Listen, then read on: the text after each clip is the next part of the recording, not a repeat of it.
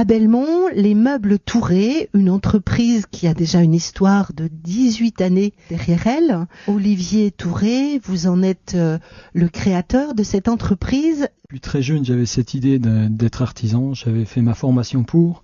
J'ai travaillé 8 ou 9 ans à droite à gauche avant de m'installer. Et moi, mon idée, c'était de faire du meuble. C'était d'être artisan.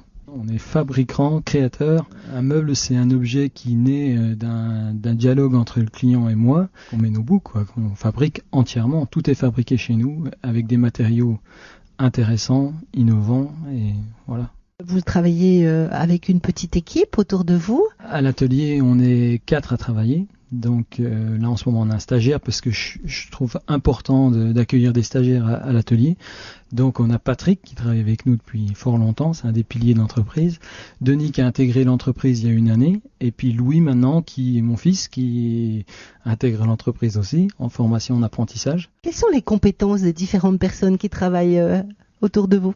On a un petit peu tous les mêmes formations parce qu'on est tous passés par Moiran-Montagne, au lycée du Bois, et on a à peu près tous les mêmes compétences. Alors moi j'ai suivi un CAP d'ébéniste avec derrière un CAP marketeur, et puis ensuite un brevet des métiers d'art en ébénisterie que j'ai fait à Moiran aussi. Qu'on soit sur un meuble traditionnel ou sur un meuble contemporain, la rigueur elle est la même. Aujourd'hui, le métier d'ébéniste n'est plus le même que celui 20 ans en arrière. Moi j'ai démarré en faisant encore du meuble traditionnel, du buffet en chêne, classique, comme on voyait dans toutes les maisons il y a 25 ans. Et puis en quelques années, le métier a changé. Enfin pour nous, il a tourné. On est parti sur une activité beaucoup plus contemporaine, même si on fait toujours du meuble traditionnel, parce que je fabrique une commode HQ ou que je fabrique une armoire de mariage. Voilà, la fabrication, c'est un principe de l'ébénisterie, c'est la base. C'est la technique. Voilà, une fois qu'on maîtrise la technique, moi j'ai ouvert sur d'autres activités avec des matériaux nouveaux, plus intéressants, avec lesquels je m'amusais, quoi. Voilà. Être ébéniste aujourd'hui, c'est s'adapter à des demandes très différentes. Ouais, parce que maintenant le meuble ponctuel, c'est plus ce que c'était, c'est plus des agencements, donc on a suivi l'évolution, quoi. Ébéniste aujourd'hui, c'est être agenceur, concepteur, créateur, décorateur. Oui, la palette est grande puisque on rencontre des fournisseurs qui nous amènent des matériaux nouveaux. On a tout de suite une petite idée de ce qu'on peut en faire. Après, on essaie de proposer aux clients pour pouvoir le mettre en œuvre. C'est une façon aussi de se démarquer parce que on utilise des matériaux qu'on voit pas beaucoup ou pas souvent. On peut vous faire une cuisine tout à fait dans l'esprit de ce qui est fait, mais avec un cran au-dessus et des matériaux nettement plus intéressants, quoi. Ergonomique, esthétique, design, on l'a dit, mais pratique, confortable. Ah oui, ergonomique et pratique. Il faut savoir qu'on a des matériaux, des quincailleries qu'on met en œuvre avant les industriels, puisque les fournisseurs viennent nous voir et nous proposent des matériaux, en coulisses de tiroir, par exemple. Moi, il y a 15 ans qu'on met de l'amortisseur. Il n'y a pas si longtemps que ça que c'est sur les cuisines. Et vous mettez même du moteur électrique pour ouvrir les tiroirs.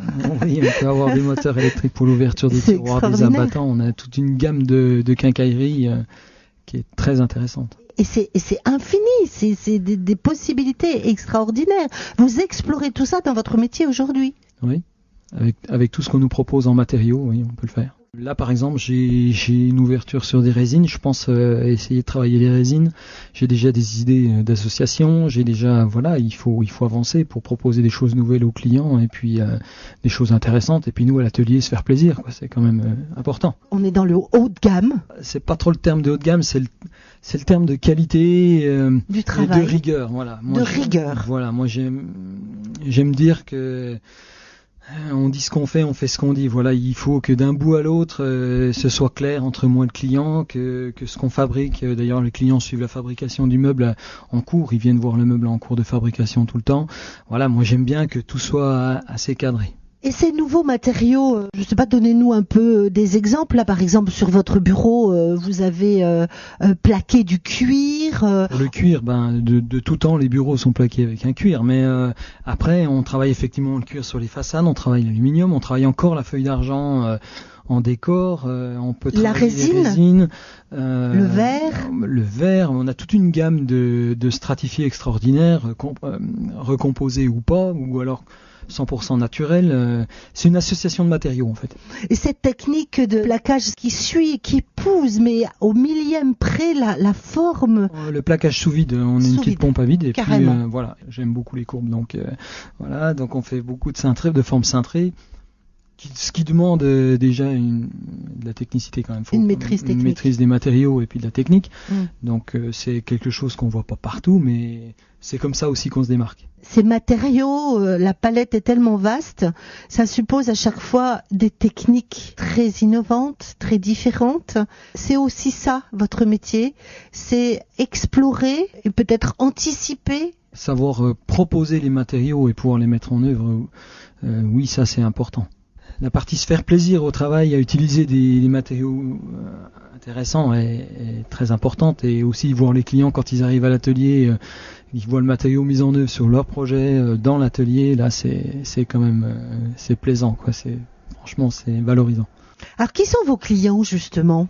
Ma clientèle jusqu'à quelques années était essentiellement privée, pour une salle de bain, beaucoup de cuisine, tout ce qui est agencement, dressing, toutes ces choses-là. Pour les parties agencement, je parle. Hein. Après, pour la restauration, pareil, le privé. Pour la fabrication de meubles tradis, aussi le privé. Et puis, petit à petit, est venue une clientèle de professionnels qui en a un petit peu marre de l'agencement industriel. Vous en avez vu un. De série. Ouais, voilà, vous avez tous vu. Donc, il s'est tourné un petit peu vers nous. Et puis maintenant, on a de plus en plus de demandes sur le professionnel, type restaurant Les Docks à Arbois, la boulangerie Fritz à Arquesnan, l'huilerie de Manu Augier à Girmigny. Là, on travaille pour les opticiens Optique Lamy à Dole. On a un projet avec le chocolatier à Montceau-Vaudrey qui est passionné aussi, donc je pense que ça va être intéressant. Voilà, ma clientèle, elle est venue un petit peu là, mais j'aime beaucoup travailler avec le particulier parce qu'il y a un relationnel qui est important. Depuis la première démarche où on se rencontre, on parle du projet, où on se retrouve à nouveau, et puis pour parler du projet et du budget. Et puis, vous construisez ensemble. Oui, complètement. Il y a un projet. Lui, il se repose sur votre technique, sur vos qualités, sur vos prestations. Ouais. Et bon, c'est d'autant plus facile que le client vient souvent par le bouche à oreille, donc il y a déjà une base qui est installée par rapport à ce qu'on fait, et puis après, ils savent à qui ils ont affaire. Je sais pas, mais voilà. C'est moi qui le dis. Vous proposez aussi la restauration de vieux meubles. Dans votre métier d'ébéniste, ça fait partie des qualités. Bien sûr, oui. Si on sait le fabriquer, on doit pouvoir le réparer. Votre entreprise, demain, vous la voyez comment ? Je la vois comme elle est là, mais en évoluant, c'est-à-dire par la dimension, parce que là on est un petit peu à l'étroit, mais bon, ça sera pour plus tard. Et puis après, ouvrir sur d'autres choses, toujours d'autres matériaux, et puis d'autres fabrications, d'autres créations. On sent, dans le ton de votre voix, cette passion est très présente. Merci beaucoup, Olivier Touré. C'est donc à Belmont. Merci beaucoup. Merci de nous avoir reçus. C'est nous, merci.